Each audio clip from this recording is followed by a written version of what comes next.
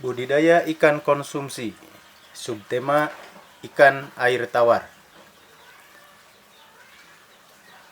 Kurikulum K13 edisi revisi 2018. Tujuan pembelajaran: mengidentifikasi jenis, sarana produksi, dan teknik pembuatan wadah dan budidaya ikan konsumsi. 2. Merancang pembuatan wadah budidaya dan pemeliharaan ikan konsumsi. 3. Membuat, mempraktekkan, menguji, dan mempresentasikan pembuatan wadah dan pemeliharaan ikan konsumsi. Itulah tujuan pembelajaran pada pertemuan kita kali ini. Sekarang perhatikan gambar-gambar ikan berikut ini. Apa yang kalian ketahui tentang ikan-ikan ini? Apakah kalian pernah melihat ikan ini secara langsung? Atau kalian pernah mengkonsumsinya di rumah? Ada ikan nila, ikan patin, ikan lele, ikan mas, dan ikan gurame. Ya, kelima jenis ikan ini merupakan jenis-jenis ikan yang biasa dibudidayakan di kolam air tawar dengan tujuan utama untuk dikonsumsi. Ada banyak olahan yang biasa disajikan dari bahan-bahan ikan air tawar ini. Ada ikan bakar. Selain dibakar, olahan-olahan dari ikan yang terkenal selanjutnya ada yang disebut dengan ikan goreng, ikan pepes, dan lain-lain.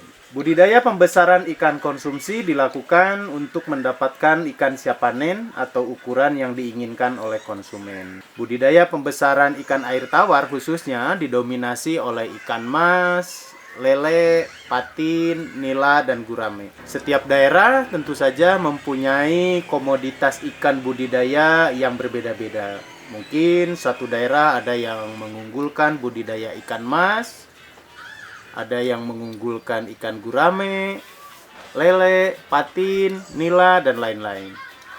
Yang semuanya itu merupakan sebuah anugerah yang patut kita syukuri karena Tuhan Yang Maha Esa telah memberikan banyak nikmat untuk kita semua. Yang pertama, ikan mas. Ikan mas yang mempunyai nama latin Cyprinus carpio L merupakan jenis ikan konsumsi yang sangat terkenal hampir di seluruh Indonesia. Penyebaran ikan mas yang begitu luas ke berbagai tempat didukung oleh cara pembudidayaan yang relatif mudah dan sifatnya yang tahan terhadap perubahan kondisi lingkungan. Ada beberapa karakteristik yang dimiliki oleh ikan konsumsi yang biasa dibudidayakan di air tawar ini. Yang pertama, ikan mas berbadan agak memanjang, pipih ke samping dan lunak.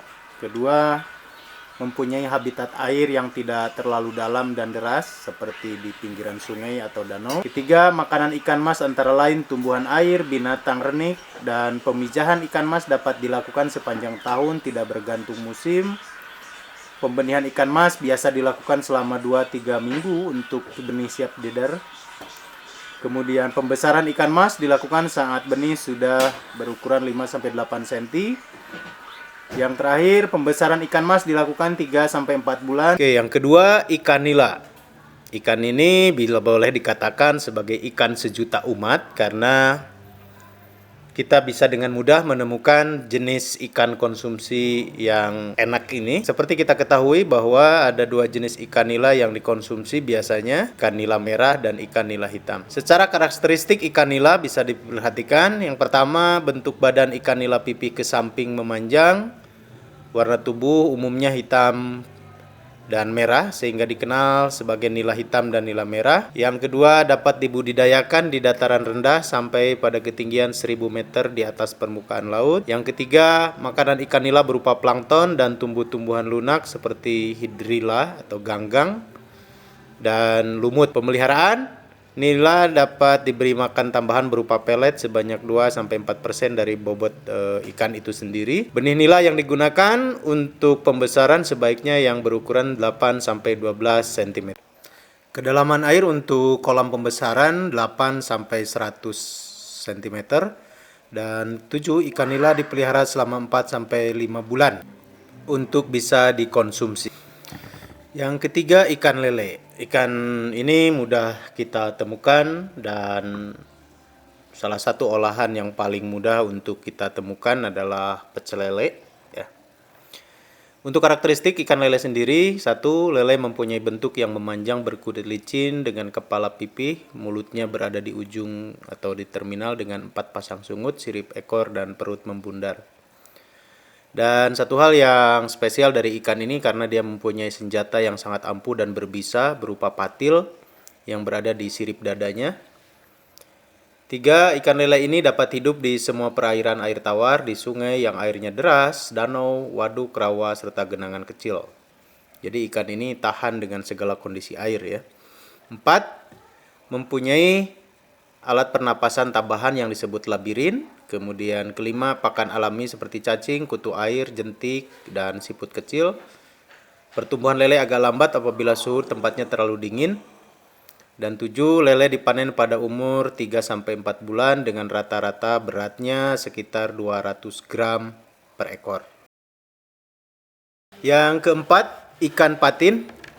Ikan ini sekilas mirip seperti lele, tetapi ada beberapa perbedaan dari bentuk fisiknya. Yang pertama, warna tubuh ikan patin bagian punggung keabu-abuan atau kebiru-biruan, bagian perutnya putih keperak-perakan, serta ukuran kepala relatif kecil dan mulut terletak ujung agak ke bawah. Yang kedua, mulut ikan patin ini terdapat 2 pasang kumis pendek yang berfungsi sebagai peraba, jadi sensornya lah gitu. Dan pada sirip punggung terdapat 1 jari-jari keras yang berubah menjadi patil yang besar dan bergerigi. Sirip dada juga terdapat 1 jari keras yang juga dapat berubah menjadi patil. Jadi patin ini sama dengan lele lah, punya patil yang kalau nusuk ke jari lumayan bikin cenat-cenut gitu ya. Dan yang keempat, patin makan ikan-ikan kecil, cacing, serangga, biji-bijian, tumbuh-tumbuhan, rumput-rumputan, dan udang kecil. Dan ikan ini juga terkenal pada budidaya ikan air tawar sebagai ikan konsumsi yang sangat lezat, yang makanan terkenalnya biasanya adalah pindang patin. Yang kelima, ikan gurame. Nah, ini adalah ikan yang makanan olahan terkenalnya, salah satunya adalah ikan gurame goreng, pecak gurame. Secara sekilas bentuknya mirip dengan ikan nila, tetapi ada beberapa ciri khusus yang sangat spesial dari ikan gurame ini. Yang pertama, bentuk tubuh gurame agak panjang, tinggi, dan pipih ke samping dengan panjang maksimum 65 cm. Mudah berkembang di dataran rendah dengan ketinggian lokasi yang cocok untuk budidaya, mulai dari 0 sampai 800 di atas permukaan laut dengan suhu 24 sampai 28 derajat Celcius. Pekat terhadap suhu rendah ikan gurame ini sehingga tidak produktif jika di suhu rendah. Memijah pada umur 2-3 tahun. Menyukai perairan yang jernih, tenang, dan tidak banyak mengandung lumpur. Makanan yang diperlukan gurame adalah azolla, kangkung, dan daun-daunan. Pembesaran ikan gurame menggunakan benih dengan berat minimum 100-500 gram per ekor. Dan yang terakhir, waktu yang diperlukan untuk mencapai ukuran konsumsi adalah 500 gram per ekor dengan selang waktu 6 bulan.